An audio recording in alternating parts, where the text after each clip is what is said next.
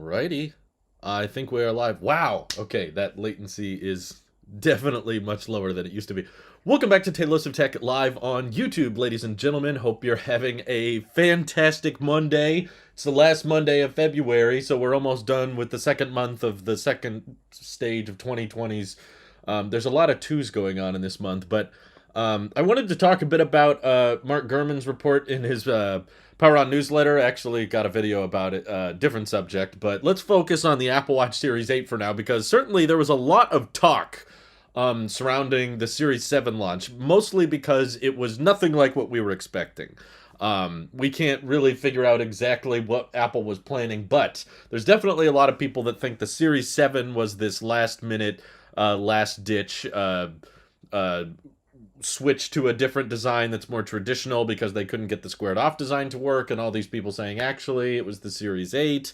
The Series 8 is supposed to be the redesign. The Series 8 is supposed to be the big overhaul. And based on what Gurman's report was on today, no one seems to want to comment on design anymore. I don't know if that's because they're not convinced that there will be a redesign of any kind, but so far, most of the leaks and most of the analysts have now pivoted their talk on the Apple Watch Series 8 to be more about, this is actually mostly going to be a spec bump, but it's still a big one. I thought his wording was kind of interesting because he chose the terminology of, this will be the biggest upgrade to the Apple Watch line since the introduction of the Apple Watch. I find that personally a bit of a stretch because mostly the changes he's reporting on is the Series 8 will be getting faster processors, which not really a huge complaint, and I also don't think that faster processors on an Apple Watch really unlock use cases or unlock that many more features, but that's what he went on to say, is that it would include more activity tracking features, so more stuff that you can track through the activity app a bit. I'm not really sure how I'd consider that to be major, like, big deal, like, now the Apple Watch can track my tennis game better, or now it can track my, I don't know, indoor biking sessions better. I don't know if I'd consider that to be like a huge overhaul or big upgrade to the Apple Watch, because for the most part, everyone's just saying to expect the Series 8 to look like the Series 7, just with improved die and improved chips on the inside. And then, of course, refreshing the Apple Watch SE. That's kind of an interesting one I've dove into in the past, but I'm not really sure how Apple wants to do it. But essentially, I think it's going to be updating the processor again with the same Series 4/Series 5 design scheme, with somewhat thick bezels, not a curved display like the Series 7 is. But I still personally don't think that SE will get an always-on display, just because Apple sees that as one of those upsell features that is perfect for the flagship watch. And then, I guess on top of that, an Apple Watch geared towards more intense sport activities, where it's just engaged like a G-Shock watch, of like being more rugged and more built for the outdoors and built for the elements, and it's just not really trying to look really pretty and aesthetically pleasing, but more so just something you can feel comfortable getting banged up and getting hit. And the tricky part is, I think people that want to mistreat their tech, or not mistreat it, but just be hard on their tech and have intense use cases for them, I feel like those people are the kind that don't want to spend a lot of money on their watch and would much rather spend, a very small amount on their watch, because they're not expecting it to be treated nicely, and they are expecting it to get scratched up and that type of thing. Maybe that's the squared off design we're hearing about, but I definitely think if that's true, then it goes directly against what a lot of the leakers were saying, and all the renders we were seeing of just, imagine an Apple Watch that happens to be squared off. No, instead it's like got either carbon fiber or rubber and stuff like built into the chassis, so it's more durable. Yeah, like Alan Mobley says, they're using a lot of weasel words, which tells me they probably don't actually know much about it. That's a good point. Yeah, it's from channel to the next channel. Zero expectations from one stream to another. Yeah, all the channel members were, well, at least some of the channel members were watching me edit today's video, so they're just like, hey, we're live again. But thanks to streaming on T-Mobile, I actually have now been able to set the live stream to ultra low latency, which now means that what you guys are watching is probably only like 4 or 5 seconds behind in real time. So as the messages come in, I can see them pretty quickly. I'm okay with whatever Apple plans for the Apple Watch line as long as they kill off the Series 3. That was probably the most exciting part of Mark Gurman's report today. Is he said they expect to kill off the Series 3 in 2022. And I'm like, it's about dang time, but I hope he's right about that one. M1 Max and S8 so it can tell the time in 4K. Yeah, that's what we need, has Legs text. It's a 4K time lapse. It is insane that they still sell that, I agree. Why does everyone insist the Series 8 will have squared off design when Apple doesn't dramatically change designs for a few years? I don't see anyone saying that anymore. I think that they're trying to repackage their leaks that were probably wrong or Apple faked or they were heard from a source that wasn't reliable. And now they're trying to play it off as, well, the rugged Apple Watch rumored to come out, that's going to be the squared off one. But I don't think it'll look like just aluminum chassis that's square now instead of round. Like, I think they would use different materials and overall make it look very bulky and kind of intentionally ugly so that you're comfortable beating it up a bit. What do you think? Have the Apple Watch 8 a flat side? No, I think that the Series 8, the regular Series 8 will look, my prediction, exactly like the Series 7, maybe with minor updates to the speaker grill or the microphone hole. But for the most part, it's just going to be internal upgrades, more activity tracking features. Maybe Mark Gurman alluded to the idea of them doing a body temperature checker, but you can't really get accurate body temperature readings from the outside, especially on your wrist. But you're also not able to get blood oxygen level accuracy very good on your wrist compared to your finger, but Apple still rolled forward with that. So there might be one new health sensor and faster CPU and GPU performance, but I don't understand what people are interested in that with a watch for. I'm like, what is something the Series 7 cannot do that it could do if it had a better processor? That's what I'm waiting to hear. Other than just like, oh yeah, when you install a software update, it would be nice if it was a little bit faster. But I already think that the S6 and S7 chips are pretty dang fast at software updates on watches. Do you think the watch is a useful item beyond limited use cases, text, emails, Apple Pay, fitness, occasional camera control? I do. I did a video on it, I think a month or so ago. Basically, I was like, here are 10 things I use my Apple Watch for frequently, like every single day. It's not like an occasional once a month type use case, but just as someone who, if you use your phone a lot, which I think many people do these days, whether you're using it for personal, just keeping track of people and keeping in contact with your friends, or it's work-related reasons, having a notification manager and a way to track down your phone when you lose it and a flashlight attached to your wrist, like there's a lot of practical use cases to the Apple Watch, in my opinion. It's a useful item to me, even if you don't like send text on it, or I do check emails on it, but I wouldn't say that's the most common use case. Apple Pay definitely is nice. The fitness tracking is I think it's kind of a standard thing. You just kind of expect that with most watches now, but the activity tracking with Apple and the iOS symmetry between what you do on the watch and how it shows up on your phone is definitely a lot better than probably the competition. Yeah, Tailosive community in the UK now. Awesome. What is the most interesting use case for your watch? I guess to me, it's just the general premise of notification management. I think that's one of the things that I find myself using maybe hourly. If we're talking, okay, here's things I use every day. Like last night even, my phone was in my pocket and we were walking at a friend's house to the car in the dark and I wanted to see. So I just activated the flashlight on my watch and it's pretty dang bright. It's a big display and it gets really bright. So if you just put it forward, you can see really well. That's not the kind of stuff I use hourly, but notification management in general, of just being able to get a text or get an email and just look really quick. Is this important? Does it warrant me grabbing my phone? Do I need to step away from work right now? Or is it meaning or non-crucial text message? Is it a non-important email? If it is, then I don't have to grab the phone. And that saves a lot of time compared to having someone's phone buzz all the time. Just always getting this and then you check it, you look at it, you gotta unlock it with the Face ID and stuff and be like, oh, okay, that's not that important. Or you hear it in the other side of the room, or you feel it in your pocket. Do I need to pull it out? Okay, let me pull it out. Let me check. Oh, okay, yeah. Then put it back in. Just eliminating all of that is probably the biggest time saver for me.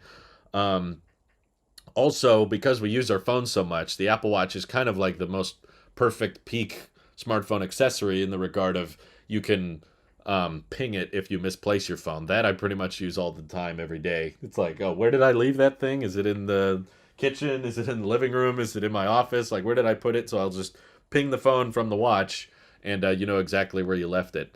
Um, let's see. Trying to kill my phone battery today. 13 Pro Max battery is just too good. Yeah, it is pretty dang good. That's why I'm very happy with it, and I'm not planning on upgrading it. Um, what do you think must have? What do I think must have the iPad Pro? The multitasking is crap. I hope it is a horizontal camera and a battery life 14 to 16 hours and 800 nits. Would love a 14-inch iPad Pro in 2022. Yeah, most of those things sound great. There's a bunch of problems with iPad OS. Multitasking is honestly not the biggest one, in my opinion. It's more about just the apps that are on it taking advantage of the hardware present. Um, but the only issue with the horizontal camera on the iPad Pro is that's where the Apple Pencil smart connector is. So if they put the camera up there, you would have to move the Apple Pencil connector somewhere, and I'm not really sure where a good place for it is, because you would cover up speakers on the side or microphones, and you got a charge port on the other side. So maybe there's a way for them to rearrange it, but the Apple Pencil's kind of big.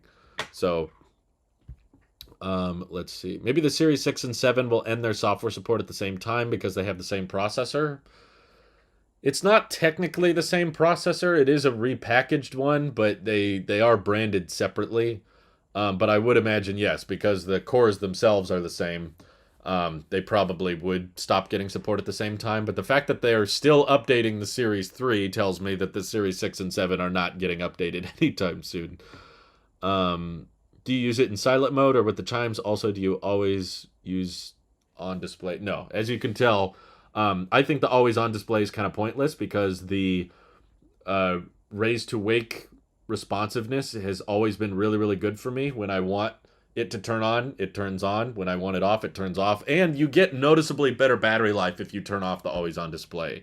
So if the battery life was the same, maybe I'd consider leaving it on, but I'm kind of weird. I like the look of my watch with the screen off. I just think it's a clean, simple, minimalistic look opposed to it being like this all the time.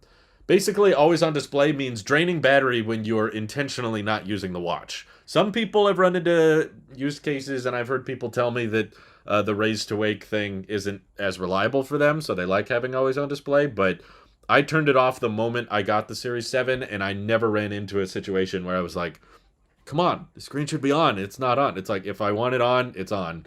I flick my wrist. I've just kind of gotten used to it, I think, because I was a day one Apple Watch user, and I think it's very sensitive. It turns on quite a bit, even when you don't want it to. So I don't run into a bunch of situations where I was like, come on, you should be on, and you're not on. So that's why I leave it off, because I just get usually 2 days out of the battery.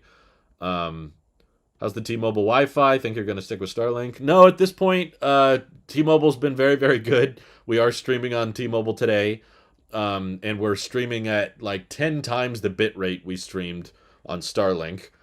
So the stream quality, I don't know if you guys noticed, but the stream quality is much, much better. And more important than the stream bit rate, this is also a much more reliable signal. So I've been reading a lot of people's comments and opinions, and some people say, oh, thanks for the super chat, Alpha.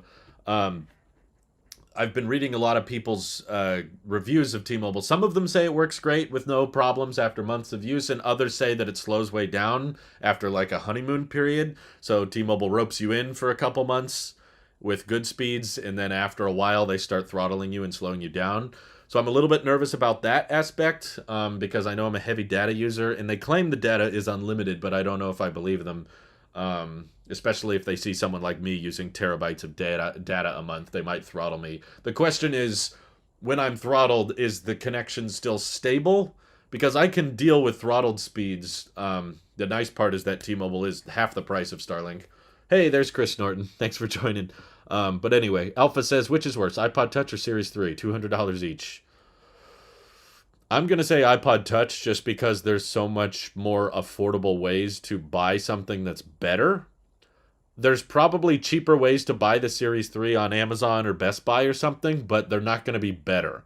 I don't know if I often see, correct me if I'm wrong, because I haven't been in the market for a while, but I don't think I often see the Apple Watch Series 4 or 5 going for less than $200 on Amazon or Best Buy, although I haven't looked very much.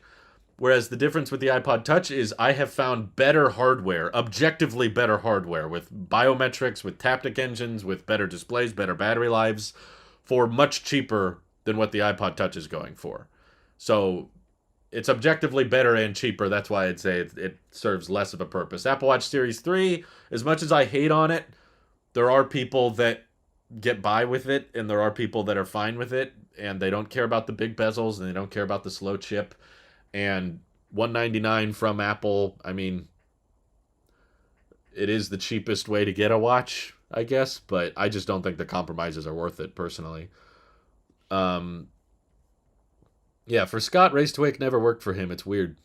I don't know why it doesn't work for me. Or it does work for me and doesn't work for him. macOS Hyena also says watch looks better when off. Yeah, I think it does, especially if you're just trying to admire the how clean the glass and steel looks, which I do occasionally do. Being able to glance at a message from the watch is priceless. Also, another thing I use daily is the Apple Watch Unlock thing. So if you have a mask on, I'm on the iOS beta, but it still doesn't do the thing where it unlocks by recognizing my eyes very often. And it's more likely for it to unlock via the Apple Watch when I have a mask on. And it'll even work for my wife. So if my wife wants to unlock my phone, it just vibrates on my watch, and I can lock it if I want to, but I never have. So the watch unlocking my phone thing is very often, and unlocking my MacBook. When I just open my MacBook Pro, it automatically unlocks because it knows my watch is on. Russell says, I have a Series 3 and it works fine. I basically use it for notifications and a little fitness. Is it worth upgrading to the 7 or not really? See what the 8 has to offer. Well, at this point, it's February, which means new watches are coming in September. You've got about 7 months to wait, if you can wait. Obviously, the Series 8 is going to be better than the 7 in some way, shape, or form. Honestly, if I were you, Russell, I would probably consider waiting for the SE2, because that's rumored to get refreshed, and it will be much cheaper than the Series 7, and it will still be objectively better than your Series 3. So I would say if it's fine and you don't have any complaints with it, hold on to it.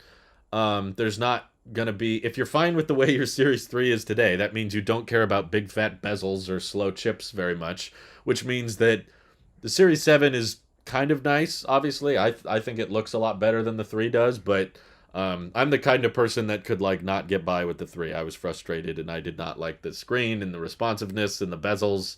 So if you're fine with it, though, I'd just say wait till September. You've got 7 or 6 months to go. It's the last day of February, so I guess 7 months from now there will be a Series 8. But the SE2 might be the better upgrade for you. If it gets a chip upgrade, that's still going to be better bezels than your 3. Let's see. Get an SC. They've gone on sale for $199 before. There you go. Find those sales, especially if a product is not new. If it did not just come out, there are probably going to be discounted versions of it elsewhere. Do you think the iPad Pro will get a big update? Unfortunately, I don't. All of the rumors and all of the leaks surrounding the iPad Pro refresh do not sound very meaningful to me. They all sound very okay, we put wireless charging on there, and I'm sure they're going to put the M2 chip in it, and it'll be okay, the M1 chip wasn't even being properly utilized. Now there's an even faster chip in the iPad Pro, but yeah, I don't expect very many notable improvements with the iPad Pro.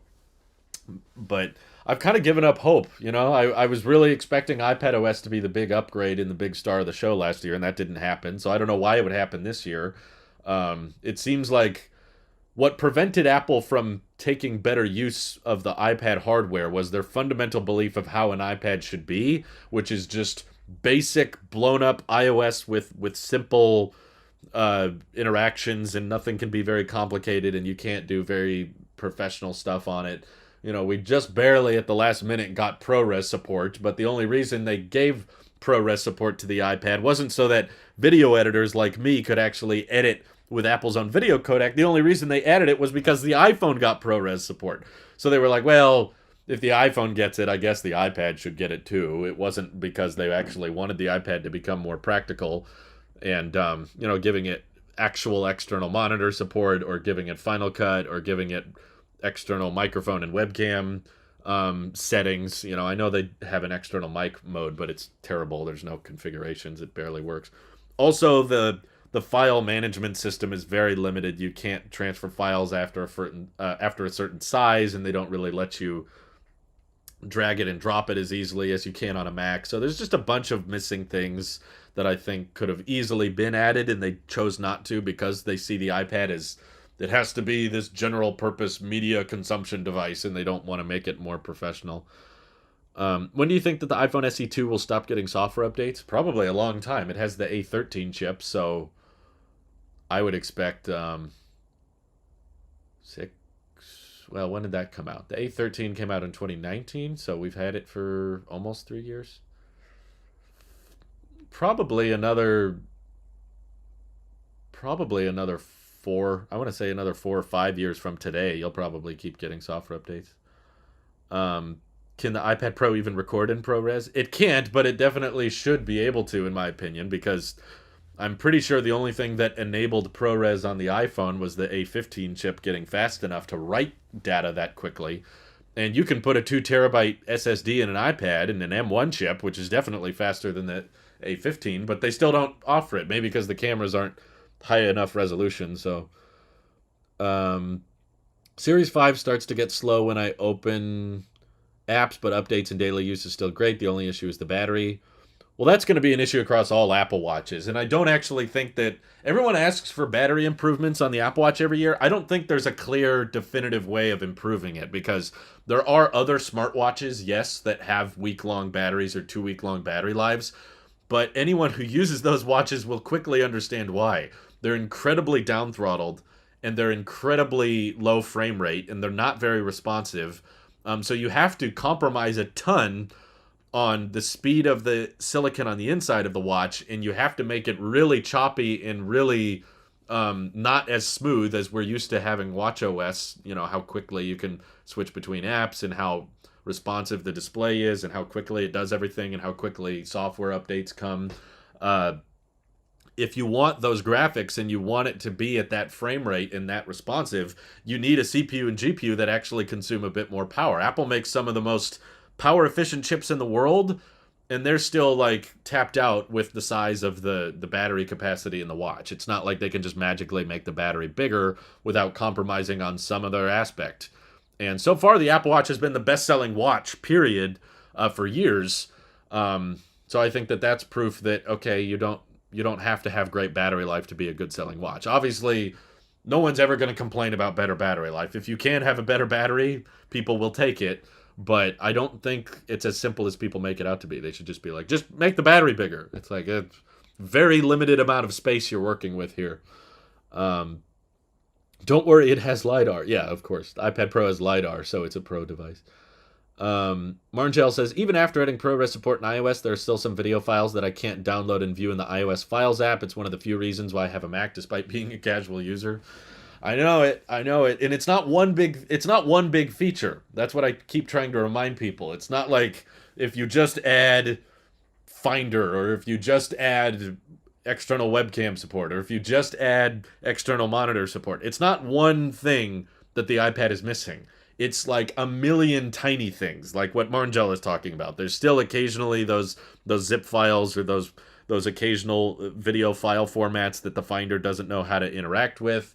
And there's still missing things along the way, and it's not one. It's like this plethora of missing features that, acting like 1 year Apple's gonna just suddenly add a million little tweaks to iPadOS. It's not possible.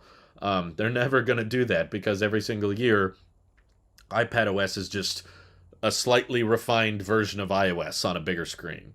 It's like iOS with split screen. That's pretty much it. And iOS without the calculator and without the weather app. And, they remove a bunch of stuff. So the idea that they're suddenly going to just add all these little things that we need is not realistic. That's why, from the beginning, I've just been pitching, let's let's just have a dual boot option, because then you could do any, and I don't care how hard that dual boot option is to access. I don't care if it's only available on the iPad Pros and you can't get it on the Air or the Mini or anything. I don't care if it's only available on the 1 terabyte or 2 terabyte option. I don't care if it requires an M1 chip. The software exists, the hardware exists. They could make a really, really capable iPad Pro that I would easily spend $3,000-$4,000 on if it existed. But because they don't, everyone's just going to keep buying old refurbished iPad Pros, and they're not going to upgrade to the M1 because there's no point. You can get a 2020 or 2018 iPad Pro for much, much cheaper. Technically, if you add macOS as a dual boot option, then that is one thing that you can do to fix iPads. I agree, but it's not fixing iPad OS. It's it's fixing the iPad hardware by making it as capable of a Mac by just giving it the exact same software a Mac has. But it's not one thing to fix iPad OS. It's one thing to fix iPads, yes. It's the quickest way we could get all this stuff on an iPad. Every time I look at the iPad Pro, I see a slate of disappointment. So many missed opportunities. I can't believe I'm still going to buy it. You're the reason they can get away with this, Alva. Week-long battery watches are not real smartwatches with a dedicated OS. They are just stopwatches in a nice clothing. That are not expecting an iPad Pro in March. Why have they delayed it? They haven't delayed it. Apple typically does not update iPad Pros annually. Most of the time it's between 13 and 18 months. Sometimes they'll go a year and a half. Sometimes they go a little over a year. But yeah, we got the iPad Pro I'm using today came out in October of 2018. And then one came out in March of 2020. And then one came out in April of 2021. So there's not like a specific month of the year to always expect iPad Pros to come out with. And right now there's no rumors of iPad Pro launching in March. I don't know who's saying that. I haven't seen anyone reputable claim that's happening. So I would not expect an iPad Pro at the next keynote. If it is, it's going to be a very small upgrade. Like they'll just throw the M2 chip in there. If the M2 chip ends up being ready, then I guess they could update a lot of M1 stuff and just be like, now iPad Pro has an M2 chip, and maybe they add mini LED to the 11-inch version, something minor like that. But when iPhone SE3 launches, my guess is SE2 from 2020 will become the Best Buy iPhone by a large margin. Well, I talk about that in today's video, but I'll save that for the video. I don't want to repeat myself too much today. But yes, I'll have a video drop right as this live stream ends. So even when I'm gone, there will be something to watch. What's up, Drew to a Drew? Whoa! Oh my God. Drew Pickens is in the stream, everyone. Drew to a Drew. Mini LED iPad Pro is the best second monitor for sidecar purposes. I don't even think sidecar can handle the dynamic range difference. I'm pretty sure it just compresses the crap out of the resolution anyway. iPhone SE2 has almost no value in my opinion. SE1 at least had the OG design. iPhone XR is $250 on Amazon, which is a steal. Really? Is it down to $250? That's incredible. I haven't seen that. I think I love the bigger size of the 14 Pro Max. The bigger... What are you talking about? We don't know about the 14 yet. All we know is that the big eye hole is going to be huge and ugly. Sidecar can't even do 120 hertz. That's true. Scott says, I don't understand why they're adding M2 to things, which they haven't finished the transition. I say they kill Intel completely before working on a second-generation Apple Silicon. I could understand why. It's probably because, obviously, from the beginning, Apple did not want to start with the most powerful silicon, right? Like, you couldn't... The first keynote, they announced Apple Silicon in a Mac. You couldn't start with the Mac Pro because that would be the best and most incredible Apple Silicon ever made. It would be probably the fastest processor on Earth that a consumer can actually buy. It would be just an insane amount of performance, and then everything after that would be slower and less impressive. So, for one, just the R&D purposes, you probably don't want to tackle the most ambitious, the most technically insane processor. You want to start with something that you can do, right? And a lot of people were saying, like, the M1 chip is basically what would have been the A14X chip. So A14 had already come out. They were already working on this, upgraded version of that architecture with the 5nm transistors. And they were planning to scale it up at a higher level, just like the A12 came out and then A12X was ready. So So you start with the low stuff, right? You start with the MacBook Air, you start with the Mac Mini, because you know from here on out people are only going to get more excited. Now the M1 Pro and M1 Max has come out, and we're like, whoa, this is even faster. And of course we're all waiting for the Mac Pro announcement, because that's going to have something even more insanely powerful. So that's the bread and butter, right? That's, well, not your bread and butter. That's not the right word. That's your flagship. That's Godzilla, if you will. That's your Darth Vader. If you're making Rogue One, if you're Gareth Edwards directing Godzilla, like you save the best for last. And the M1 chip was ready to launch at the end of 2020, so they launched it. They started the transition, and I think even before the M1 Pro came out, they saw more sales of M1 Max than they did Intel Max already. Because everyone kind of got the message, Apple Silicon is coming, it's taking over, Intel's on the way out. So even though the M1 chip just debuted in 3 Macs, and there was still a ton of Macs with Intel, those 3 Macs outsold all the Intel versions within the first, year. And then, of course, now the M1 Pro and M1 Max are out, so Apple Silicon, I'm sure, is just totally dominating most of Mac sales. And within that timeline, it's been over a year, right? It's been close to a year and a half since the M1 chip launched. There's been enough development in that type of silicon, in that type of, fanless design. They already have teams working on how to engineer the chips better. So okay, new iPad Pro silicon or new iPhone silicon, that stuff is ready. So by now, I'm not shocked to find out that maybe an M2 chip is ready to launch, because they've had plenty of time to work on upgrading it and improving it. But the Mac Pro territory, or the iMac Pro territory, whatever they might put in those high-end machines that are going to cost, $2,000, $3,000, $5,000 for the iMac Pro, and probably $9,000 or $12,000 for the Mac Pro, those machines are uncharted territory for the Apple Silicon team. They've never gone there before. So, in my view, it's going to take some time to iron that out and get that working correctly. Whereas the idea of upgrading the M1 with something that just has a bit more GPU cores and something with a bit more efficiency, yeah, that's ready to go by 2022. But something like the Mac Pro, yeah, that's taking some time, because they've never made a chip that's probably going to consume this much power and that's going to be this fast. So they're saving that for last, which in my opinion makes sense, because if you announce an M2 chip at the March event, people are going to be at least mildly interested in that. Whereas if you launch M1 Ultra or M2 Max, whatever they end up calling the chip that goes in the Mac Pro, with the 128 GPU cores and with 64 or 32 high performance cores or whatever it is, that's going to steal the show. You kind of want to end with that. No one's going to be interested in the M2 chip after that thing comes out. It'll be like, oh my god, this is the fastest chip ever. So I understand why the M2 chip is ready, even if the rest of the Intel transition hasn't completed yet.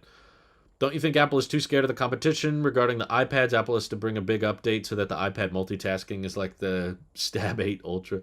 Slab 8. No, I don't think Apple's worried about the competition, because Samsung's hardware has always been great. There's always been lots of premium Galaxy tabs out there, but they're always limited by the same thing iPads are limited by, the software.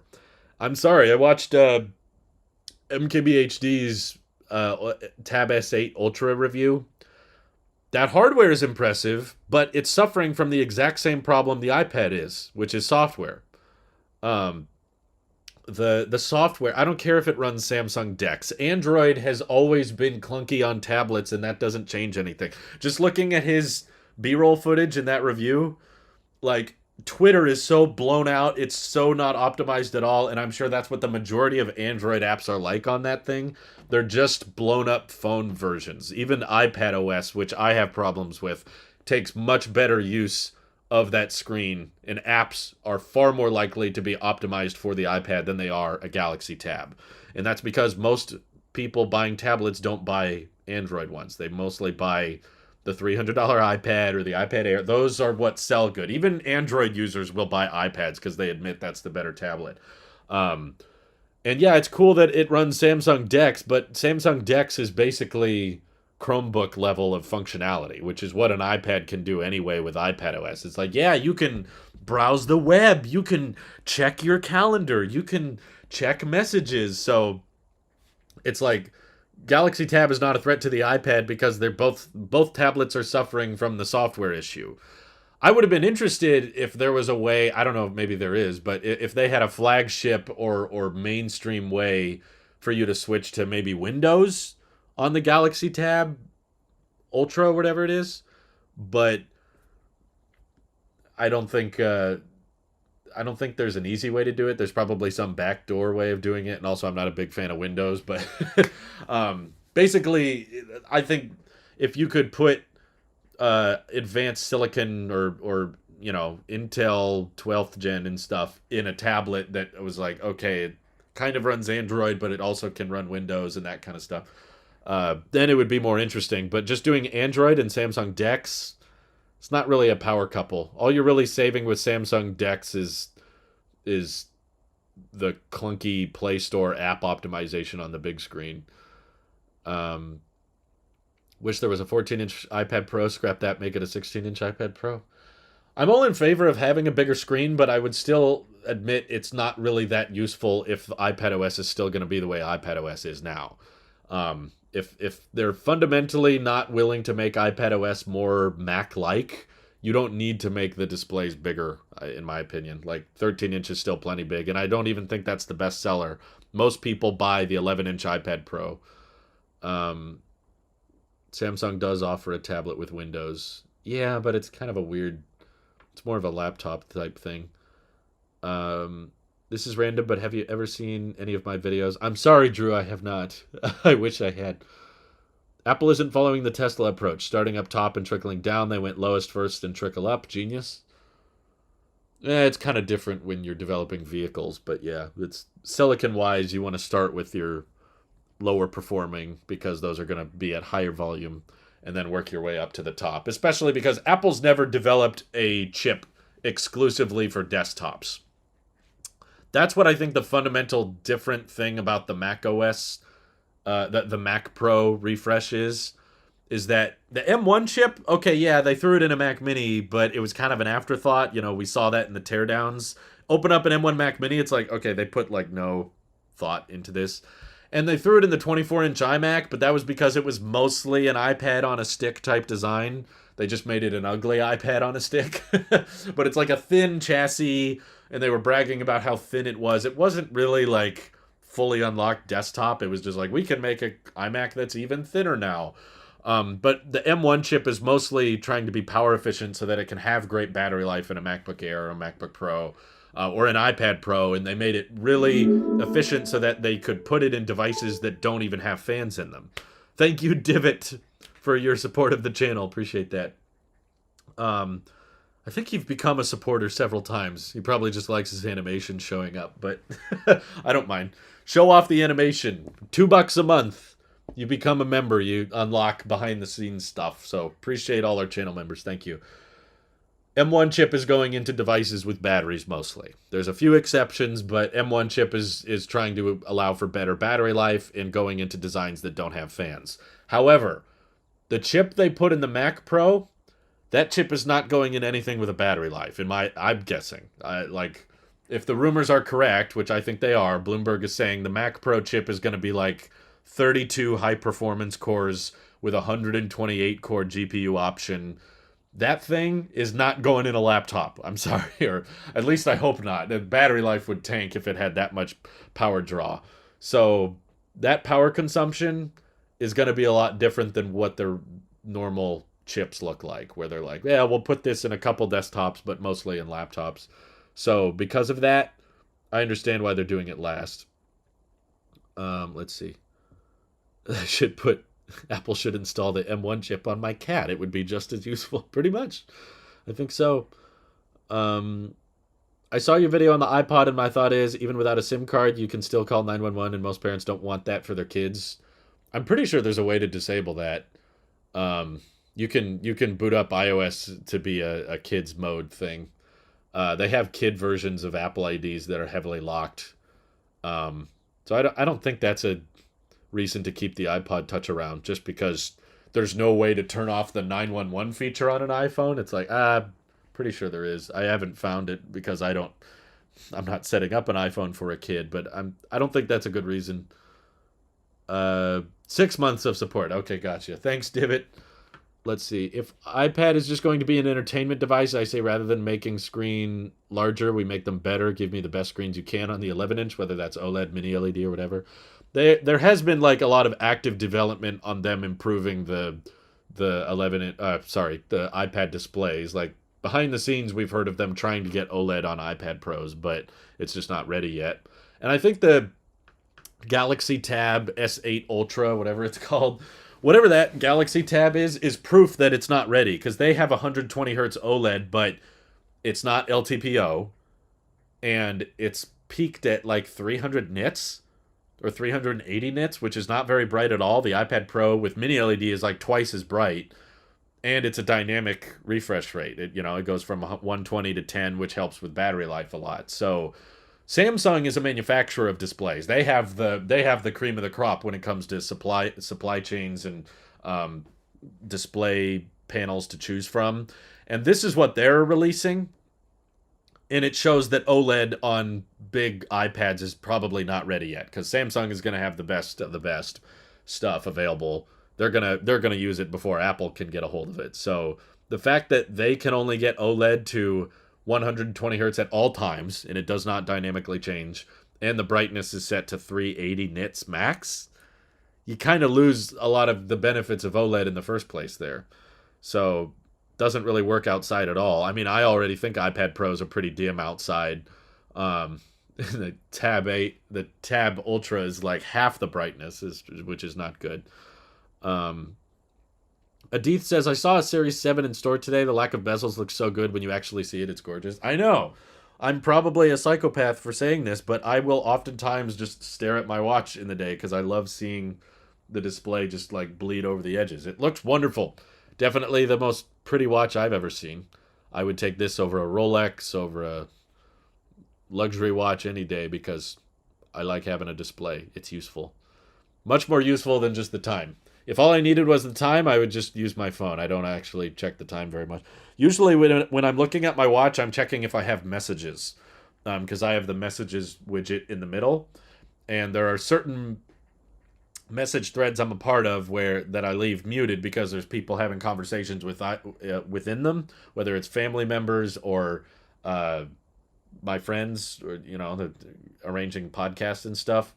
Like, I don't want to get pinged. I don't want to get a notification every time they text, but if I have time, I will check my watch and I'll be like, oh, okay, there's some messages I haven't read yet, so I can just open it straight from the watch face, check what the messages are, see if it's crucial, see if it's a problem, and if it's not a problem, then I just go back to the watch face. So I don't need a watch just for the time. The only reason I have a watch is because it does way more than that. I turned on my iPad 1G yesterday, and it still works like new. That's awesome. Yeah, I still have one that works pretty well. I haven't used it recently, but I assume it still works. My watch face is my Memoji. That way I can talk to myself and get away with it. Oh, okay. There you go. The nits are crap. Yeah, I agree. What are the best 3 to 5 apps you recommend for the watch that I can download, watch specific or general? I don't know if I can give you any, because all of the top 10 use cases I have for my Apple Watch don't involve third parties. I know that it's nice that the Apple Watch has a store, and it's cool that third-party developers can write software for it, but genuinely, I use my watch every day and I love having it, but none of my use cases involve third-party software. Everything I love about the Apple Watch is built in. It's all baked in. It's the flashlight. It's the Mac unlock feature. It's the widgets. It's the pinging your iPhone thing. It's the messages. It's email. It's like everything I use my watch for, Apple Pay, is already baked into watchOS. Like, I'm looking at my home screen right now. Facebook Messenger, because some people text me on that. I guess Spotify, because I use Spotify. But no, there's not like a big list of, here's third-party applications that are great on the Apple Watch. I mean, feel free to recommend Russell some in the chat if you guys know of any, but I don't routinely use third-party software on my watch. Yeah, you can see my watch face. It's the one that like shows off how thin the bezels are, which I like, and I color matched it to my watch band. I was feeling a bit more classy. Yeah, Apple Pay is extremely useful, especially with all the places that support tap to pay now. You don't use Apple Music? No, I haven't for a long time actually. I canceled it a while ago. Then there was a free trial that I used, and during the free trial, I compared it to Spotify, and I did a video on that last month. Everyone's excited for the March event announcement tomorrow, but I'm excited for quadruple UDC announcement tomorrow onwards. Yeah, usually they announce that way in advance. I guess that could be any day now, but yeah, I guess that's coming up. It should be in March or April, somewhere along there. Did you use Apple Watch when you wanted to Costa Rica web scanning boarding pass? So I went to Puerto Rico, not Costa Rica, and just because I had my phone in my hand because I was waiting in line to board, I just used my phone anyway. But yeah, I have in the past put the boarding pass. Well, usually when you add a boarding pass to your wallet, it shows up on the watch automatically. So if you're boarding in a hurry, you can just tap the watch and yeah, it'll let you right in, which is nice. Who said we didn't get an iPad in 2020? March, right? I got my 12.9-inch Pro and Magic Keyboard that summer. Then, of course, new ones came out 8 months later. Go figure. Yeah, it was March of 2020. It was a very minor refresh. It was not during a keynote. It was a site refresh. But yeah, there was a A12Z chip and LiDAR in an ultra-wide camera. And I think they upped the RAM. The A12X chip had 4 gigs of RAM unless you got the 1 terabyte of storage, and then you got 6. But then with the 2020 iPad Pros, all of them had 6 gigs of RAM. So I can wait till Series 10. I'll rock my Apple Watch 6 for a while. Yeah, I'm planning on holding on to my Series 7 for a while. Like, I'm trying to. This whole stream, I guess, from the beginning was just trying to be about Apple Watch Series 8 expectations. Obviously, it's a live stream, so we're welcome to talk about whatever the chat brings up. But I I think it'll just be a new health sensor and some speed improvements. I don't expect a design update with the Series 8, which is why I was comfortable spending probably too much money on my Series 7.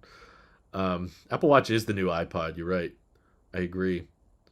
1 terabyte about half full because lossless. Jeez. You're putting lossless. What are you listening to lossless on your iPad? There's not even a headphone jack. You got USB-C headphones that you're playing back lossless with? I don't know.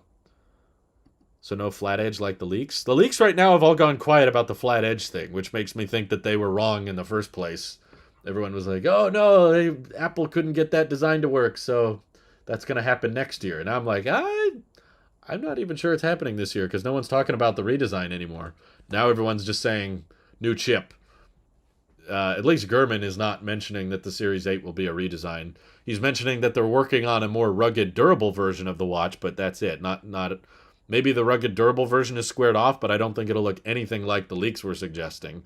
They were suggesting it was just going to be, steel and aluminum like usual, but now squared off. And now I think it's going to be some other type of material, more rubberized and carbon fiber kind of materials to make it a bit more durable for the outdoors. I find it hilarious that you ended up selling your best product of 2020 last year. 2020 wasn't that eventful of a year. I mean, it was nice that we got the 12 mini, but the iPad Pros weren't that big a deal. The Series 6 was not that big a deal. iPad Air was just kind of a rebranded iPad Pro.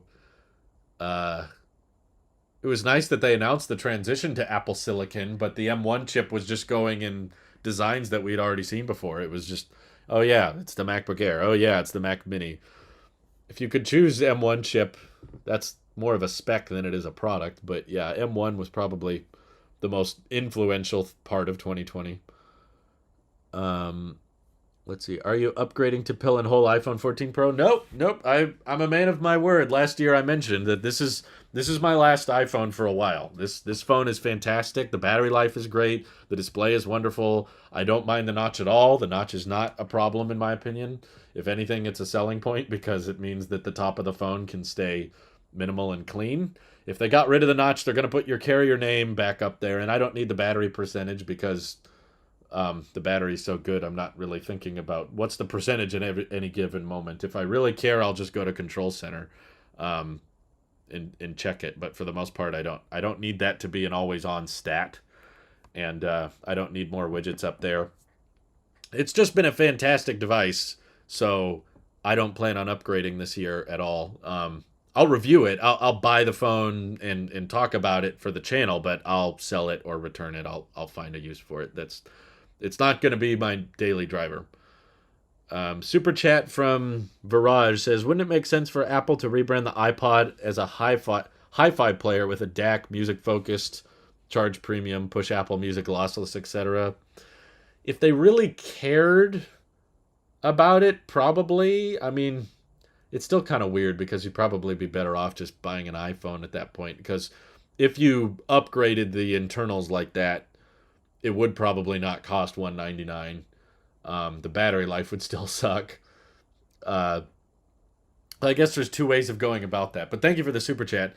Uh, Essentially, they could basically they bring back the iPod Classic and just have a very, very minimal user interface. And the only purpose of that device is to play music. Or you revamp the iPod Touch and it still runs iOS, but now it just has an audio jack and a DAC. But you would have to redesign the internals quite a bit, which would make it more expensive. And I don't think Apple's really in favor of having, a separate device just for that. They would rather just bring that to the iPhone. Um, I don't think Apple brought lossless to Apple Music so that people would buy more DACs. I think that they want to improve wireless connectivity and improve the bandwidth there. At least in a recent interview, they were talking about Bluetooth and the limitations, and they were like, we want to do better than what Bluetooth can offer. So I think they have some kind of proprietary wireless standard that they're working on for the next generation AirPods Pro that's going to be much faster than Bluetooth and have higher throughput.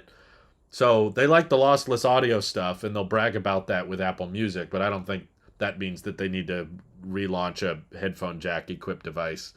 Uh, what about the pill punch? I think it looks kind of dumb, in my opinion, from a functional standpoint. Like the eye hole, it's like, is this what you wanted? Because everyone's like, oh, get rid of the notch, get rid of the notch. But I mean, most people don't care like me. Most people are like, it's a notch. Who cares? I'm not going to do much with that part of my phone anyway.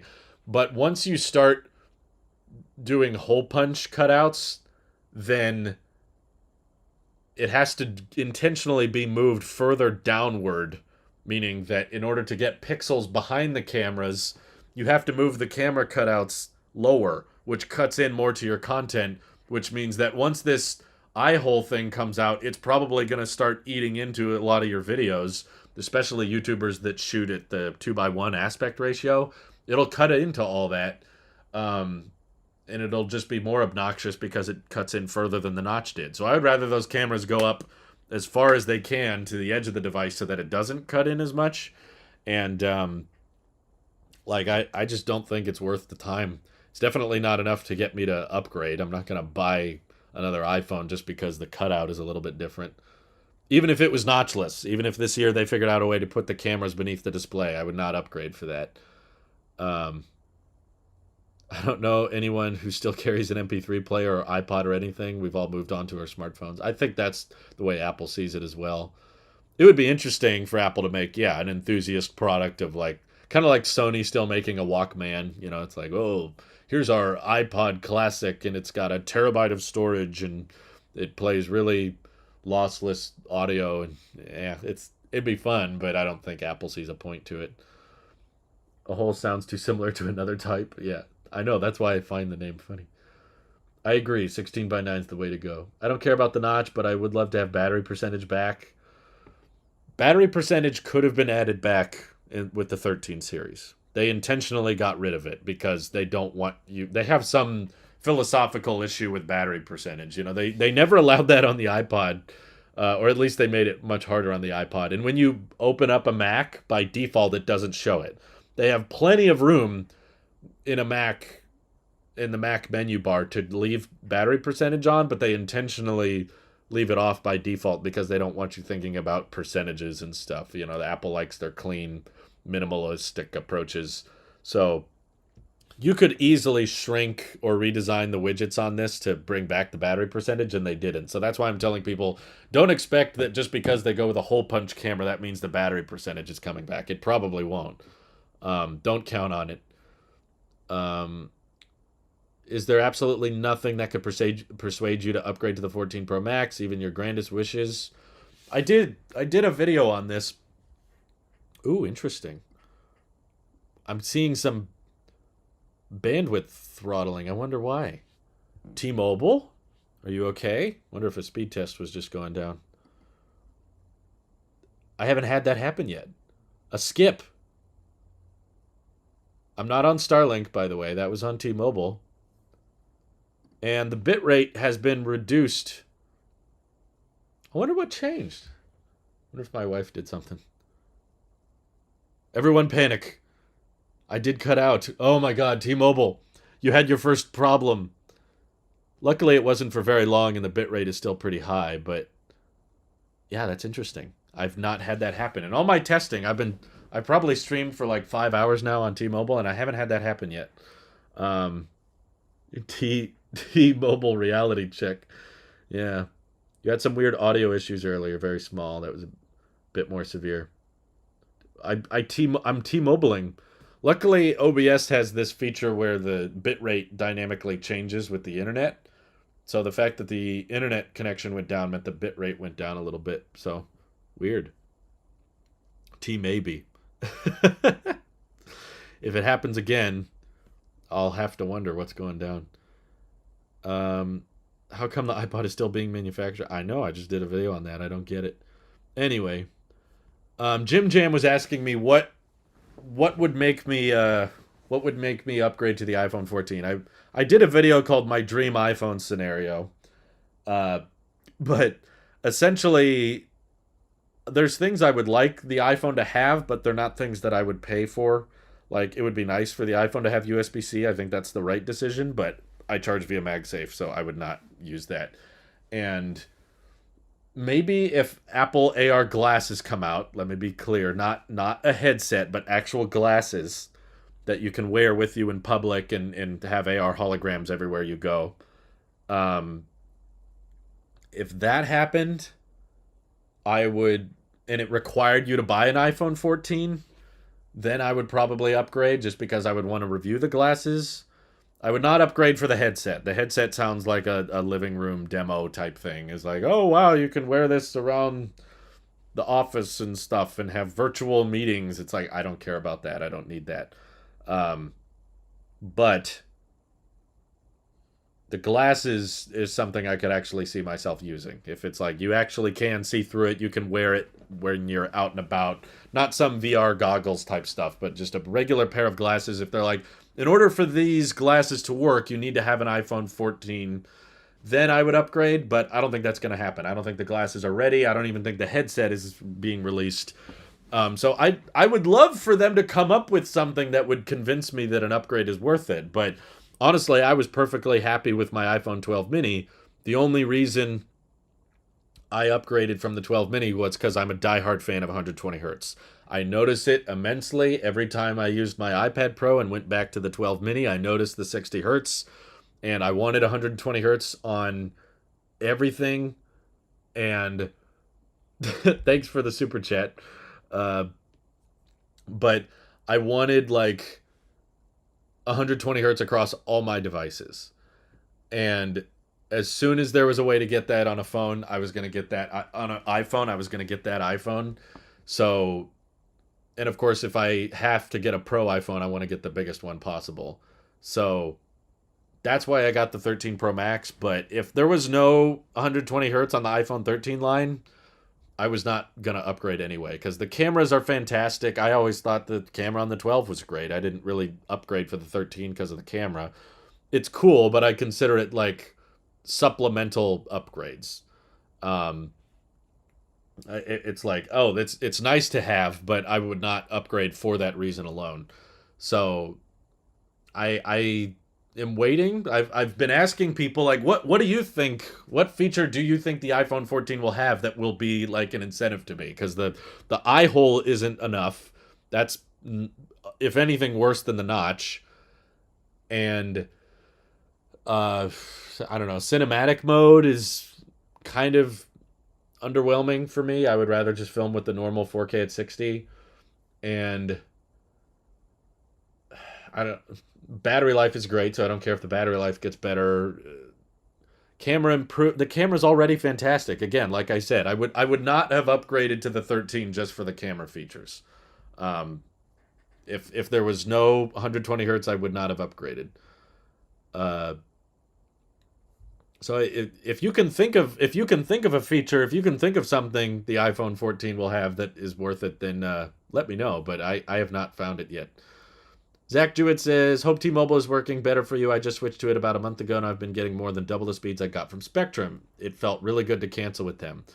Yeah, for the most part, it's been good, although we just did have our little hiccup for the first time live on the air. I had not had any buffering or lag issues with T-Mobile until about 5 minutes ago. It lagged for a couple seconds, but it quickly recovered. It didn't go down to Starlink levels of 0, kilobits per second or 100 kilobits per second. Normally with T-Mobile, I've been streaming at 10,000, and it occasionally, just during the stream, it dropped down to 5,000, which is still 5 times the bit rate of Starlink. So it's still very good, but it's not perfect, as we've discovered. It's like you still will find the occasional little hiccups here and there. I got a feature I know you'll love. Hear me out. What if the iPhone 14 is bluer? Yeah, the bit rate is back up now. We're at 10,000 again, so it's fine now. But yeah, it did freak out.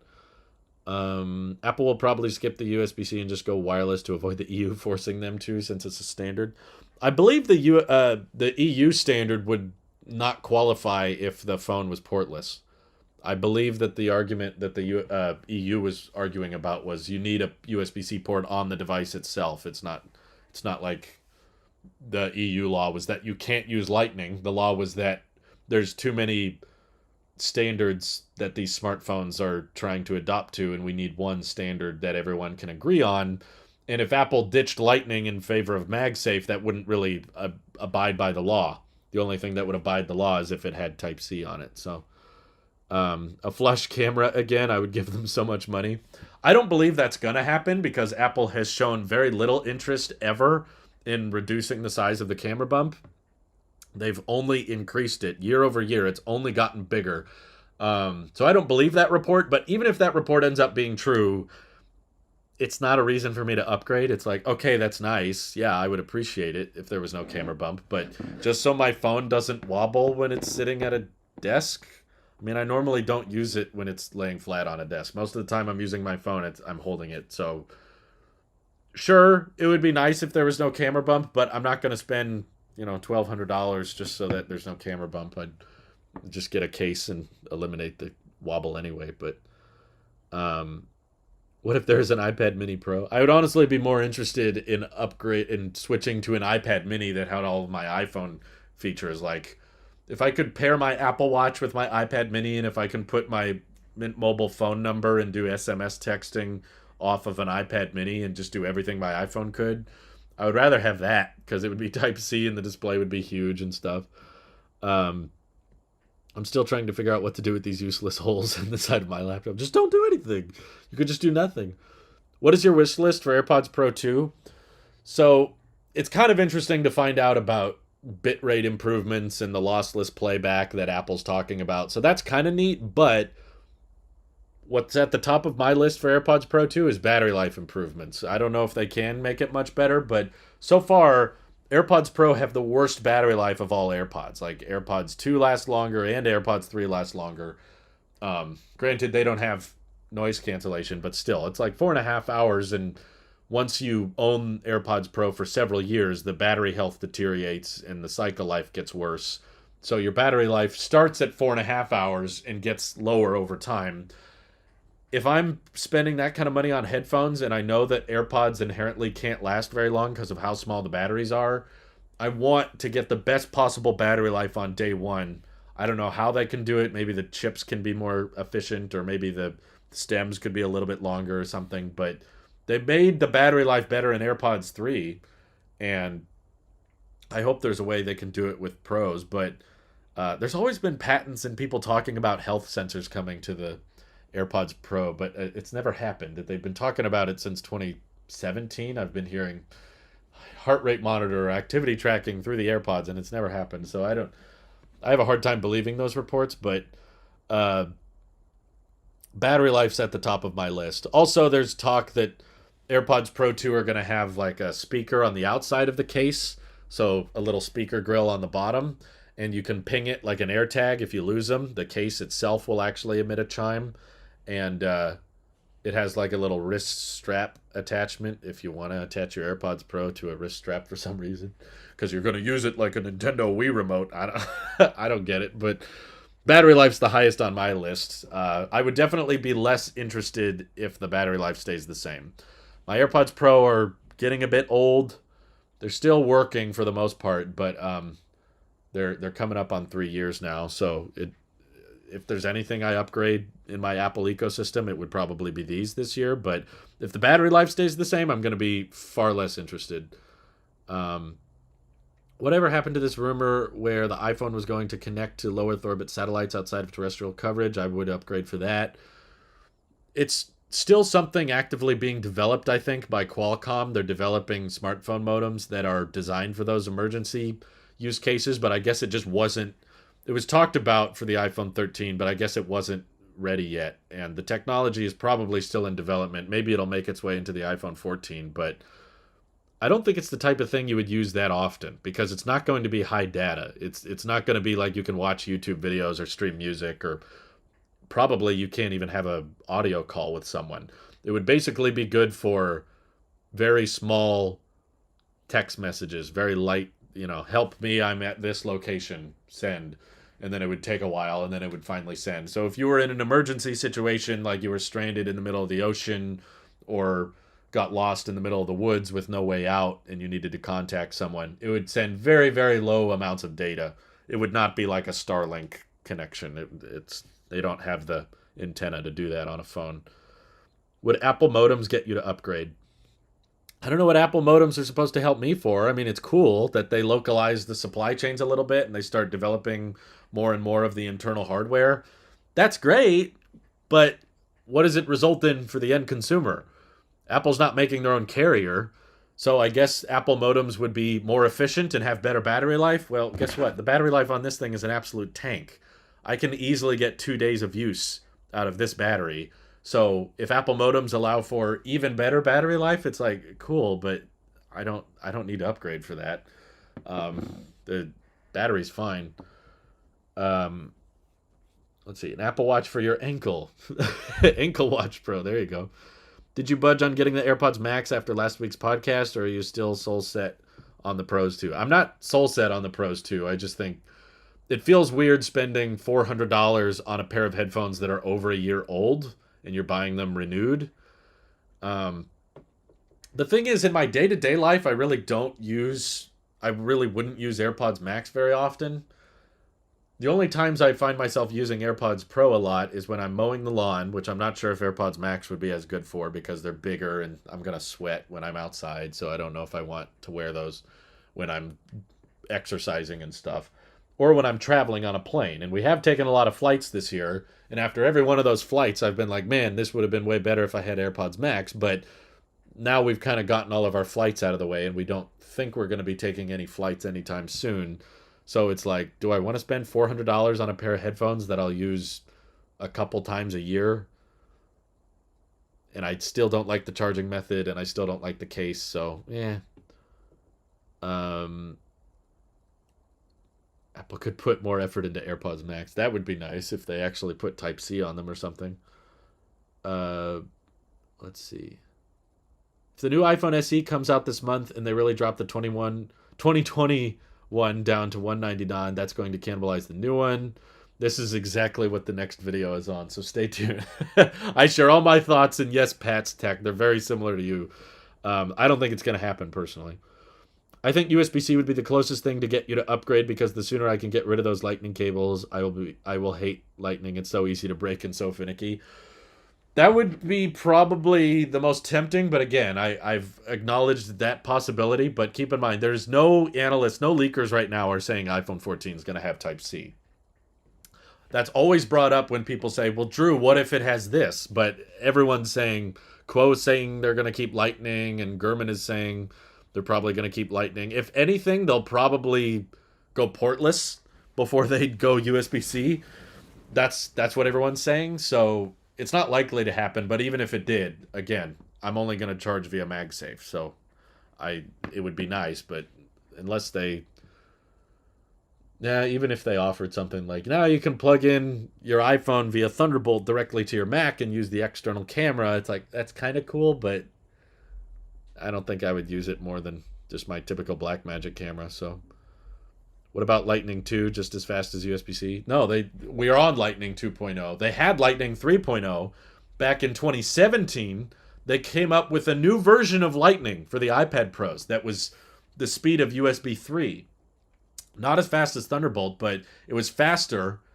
But then in 2018, they switched to Type-C anyway. And they don't use Lightning 3.0 on iPhones. They're still using Lightning 2.0. So it's like they actively could have put in the new version of Lightning that they developed into the new iPhones, and they chose not to. Probably because they realized that, for them at least, the Lightning port is not about fast data transfer speeds. They want to use the Lightning port for charging, some accessories, and that's about it. They're not interested in bringing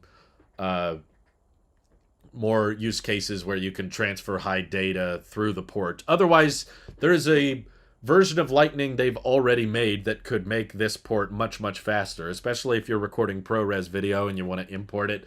That would be so much faster, but they chose not to. Probably because they're like, the Lightning port is more about backwards compatibility at this point than it is actual data stuff. I still like my idea of putting USB-C on the Pro phones and taking the cable out of the box. Then people having the Pro phones will already have Type-C cables. I'm for it. I don't care how you do it. I don't care how expensive it is. Just as long as there's some way to get Type-C on an iPhone, then it's worth it. They should do it. In my view, it's like the iPhone, for me, I'm comfortable being a portless device in my workflow. I don't think most people would be happy with it, but how the iPhone is in my ecosystem, I could live with it if it was portless. Like, if the 13 Pro Max came out and it was no port at all, but it had everything else that I like, the big battery life and 120 hertz, I'd be like, sold, I'll buy it.